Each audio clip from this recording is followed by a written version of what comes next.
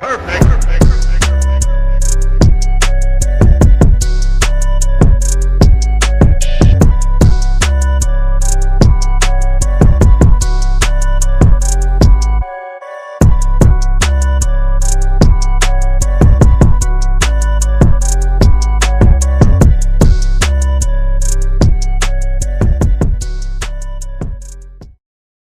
Alright, what's up everyone to another video of Full Speed Impulse, and today we are working on the 140.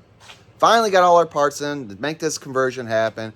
140 to a 140L involves putting bigger wheels on this, which would be the 19 in the front and the 16-inch rim on the back. But before you can put that 16-inch rim on, you gotta put the longer swing arm on. And that will be an inch, I think it's about an inch longer, but either way, it's OEM. You gotta buy a Klx140L OEM swing arm from either your dealership, or there are a couple sites online, but there is no BBR, there's no aftermarket, there's no other options except for you could probably take your 140 stock swing arm and maybe have it extended if you're a good TIG welder or something like that. But right off the bat, brand new swing arm sitting in the box here, hoping that a lot of the stuff converts over, like being some of your guarding and stuff like that. Wheels, KKE rims, looking good. Got those Shinko tires on there, ready to grip and rip. You know the deal. Nice thing about this too is that the 140s and the 140Ls share the same front end. So there will be no modifications for the front for us. It's only going to be in the rear, and by modifications, they're just changing the swing arm over, hopefully. But yeah. And what's crazy too, when you look at this swing arm and you mock it up to this one, there isn't like a lot of difference. Like, I have heard of people doing it to where you could like have, like, actually we got a lot of slack in our chain, but you could like run your swing arm all the way out, so like pretty much at the nitty-gritty end here, and that will allow you to put the bigger wheel on. But that's not really great for our big rides and all that, because we need to have that chain to have a little bit of adjustment on it for our big 3-day trips going down to Tennessee when we're ripping up all these hills and stretching that chain out. So obviously I think we're just going to start out simple here, guys. We'll take off like our guarding here. We're going to pull out our master link on our chain, undo the wheel, slide the wheel out. This here will just kind of pop off, so maybe we'll take some of the screws out here to kind of lay our line to the side. Little stuff like that we're going to tackle first and get at it. All right, so we have some of our stuff off. Now it's time to work on the linkage here. And I'm thinking, or at least hoping, I only have to detach it from the shock and then from the swing arm here. So I'm hoping I could just leave it attached to the frame and let the linkage kind of dangle down, and then we should be able to do the rest of our stuff. Another thing is that this brake line actually seems like it's long enough. There is quite a bit of stretch to this thing. You can see it comes out pretty far, and you wouldn't need it to come out any further than that. So it does seem like you could use your stock brake line. Since we've already bought a nice braided one, that's what we're going to go with. And just to let you guys know, if you guys are looking, this is the TB Parts DDM rear shock for the Klx140. Also works on the Klx140L because the same linkage and all that good stuff. Our one bolt that came out of here, use a 14 mil socket, and then the bolt up here where your linkage was at, use a 17 mil socket, and we just put a little crescent wrench on the other side, and that did the job. We do have a fresh bearing kit because your swing arm is not going to come with anything but the swing arm, so we got a fresh bearing kit for that. And it also came with some of the stuff for this here, I believe. And I thought we redid this, but maybe we just cleaned it up and re-greased it. But we did some serious mudding our last trip, and she's a little gritty. So this thing might be coming apart anyways. Just so we can clean it up, re-grease it, whatever it needs, get her done. Next thing is our swing arm bolt, I think. I think our swing arm bolt coming out, and hopefully the shock will position far enough back, you know, as far as angle back, to where we could then kind of angle our swing arm out. So it's going to be a slight maneuver, I believe. But then hopefully it comes out, because if it doesn't, that means we'd have to go up top and take our shock off. So then as soon as we start to get it out, because I don't want to detach this, there are some Phillips in here. So we're going to use our impact driver. Once we start to pull this out a little bit and get it positioned, because right now we can't fit the impact driver in because of the exhaust. We'll angle it to where we can take that off, and then we'll be good. And realistically, you could just crack this open now and probably save yourself some headache, because if you're changing your brake line, it's not going to matter. But we're going to do it this way. All right, so we ran into an issue. We thought that our bushings that come out of your swing arm here, thought we had ordered those up with our linkage set here, because I thought the more expensive one like included everything, and then the cheaper priced one was maybe just the linkage. It's definitely incorrect about that. It's definitely a separate cost for these, and we were able to get them out of our stock one, which is what this one is here. But the problem is we kind of dinged them up a little bit trying to get them out, so not the cleanest. And this is old, so I really would have hated to put this old stuff into this brand new swing arm that we've invested a decent amount of money in doing this conversion. But either way, we got some fresh ones coming. Hopefully they get here soon. In the meantime, we actually started working on our linkage there, and got all new bushings and greased it and cleaned it and all that great stuff. We got that done with that. And now we're working on some of the smaller stuff here.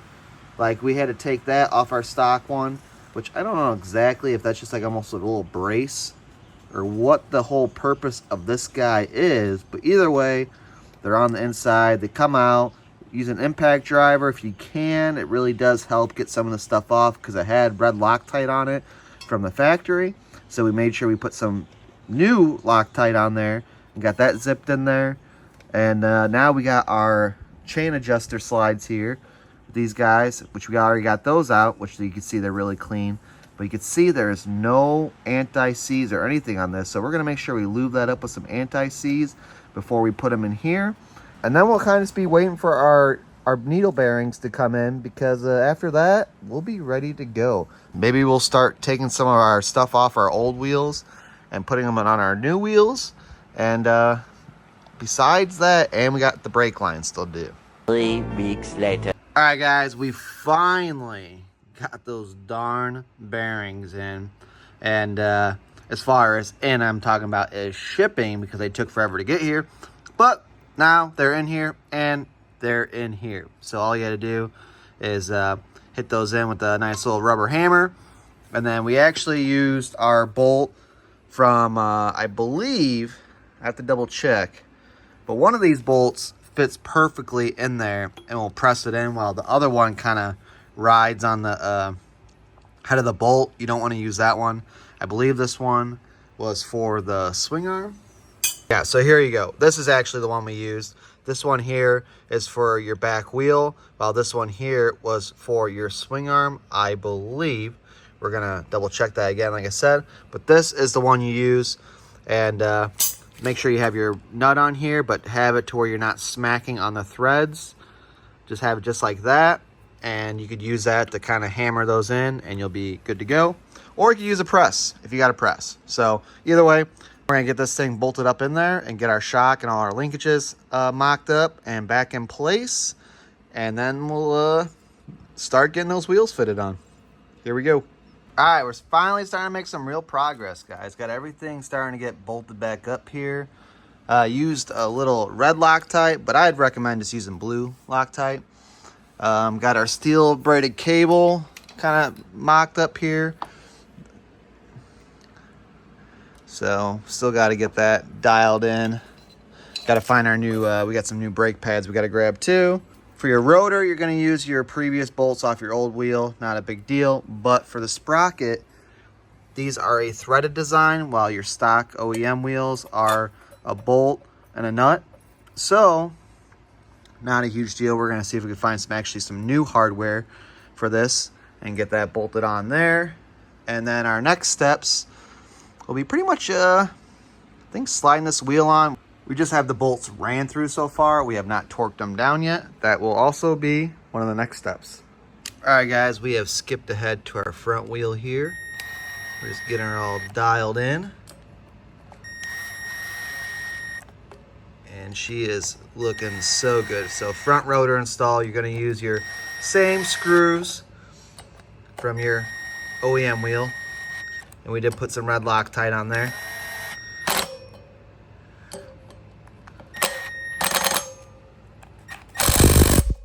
preach. That's what I love about the Milwaukee impact driver. The M12 doesn't put out a lot of torque, guys, so it makes doing jobs like this pretty safe. All right, we're pretty tight. We're gonna double check that by hand and get this front wheel on, and the back one's coming along pretty good. But we need to find where we put our new brake pads because our ones that we had in here are used up. Yeah, there ain't. We used every bit of that brake pad. There ain't a little bit left on this guy. A little bit. But yeah, we used them. They done. So we'll get some fresh ones on there and get that back end buttoned up. All right, guys. So we got everything buttoned up here. And your bolts, as far as these here, it looks like these are 44 foot-pounds of torque. And then your bolt here for your shock was 29 foot-pounds. And then this guy right here was like a 79 point something, so pretty much 80 foot-pounds of torque on that guy right there. But we got her all wrapped up, guys. We got our stainless steel brake line on here, and I guess I probably should do a video next time on easy ways to bleed your brakes. I hadn't done them in so long, I didn't even know if it was going to go good for us. But we didn't. What we always do is that we put a little hose on the back end here, open this up, and you could do a self-bleed way, or what you could do, is I like to do, is you just kind of suck at the end of the tube and draw all your fluid and air bubbles out, making sure you keep this filled up. But what we did is actually drained out all our old fluid first, and then we put some fresh .3 in there, and we actually did the same to the front brakes too, just because we were already here. So, and bike's a little dirty still. She really needs a wash, but the OSC one is gonna get her done for this video, guys. And we went with the old Renthal chain on this thing, and you know it's got to be gold. And yeah, she came out pretty darn good. Definitely looking forward to that first ride on this thing. Wheels look awesome. Bike looks awesome. I mean, that's how a Monster Energy Kawasaki should look. Alright, guys, but that's going to do it for this video. So that is how you turn your Klx140 into a Klx140L. And also, that's how you install KKE wheels onto your Klx140. Make sure you stay tuned because we got some stuff coming on the XR100. We're going to be finishing up that guy right there. And then we got some more stuff coming too. We got an old surprise build coming for you guys. New build for 2024. It's going to be pretty awesome. If you want to see any of our videos before we post them on YouTube, make sure you hit us up on Instagram. Hit that subscribe because we're always posting stuff on there before it even hits our YouTube of our day-to-day stuff that we do out in the garage. So I appreciate you guys. And until next time, we'll see you later.